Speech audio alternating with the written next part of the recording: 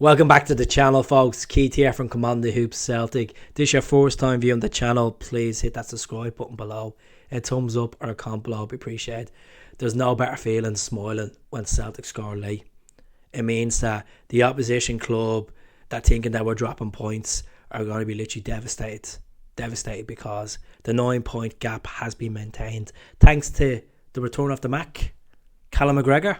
You know, it was a lovely finish by the skipper. You know, he was outstanding today, deserves the man of the match.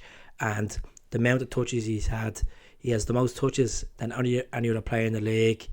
And quite composed. Compared to Rio Atate and Matt O'Reilly today, he was on a different level. I thought Matt O'Reilly was trying too hard. Rio Atate looked lost in parts of the game.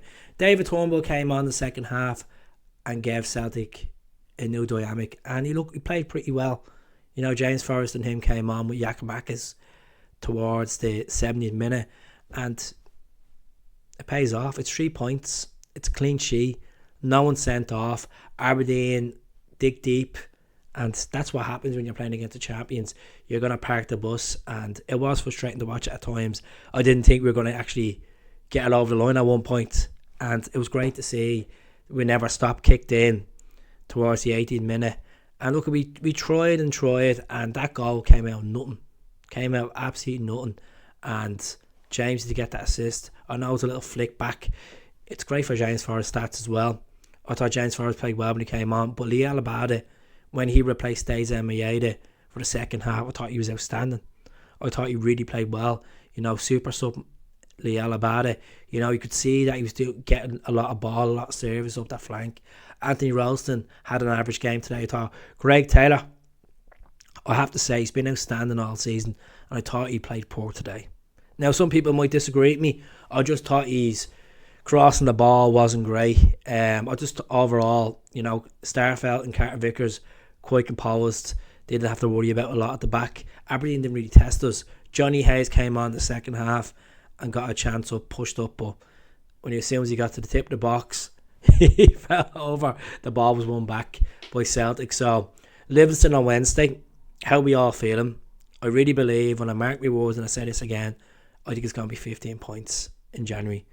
And I know a lot of people might say I'm getting ahead of myself. We're on 9 points. Where are we getting these? I think Rangers will drop points to Aberdeen on Tuesday. If Aberdeen have a performance that they played today, very deep, and they actually take their chances against Rangers, it's definitely game on.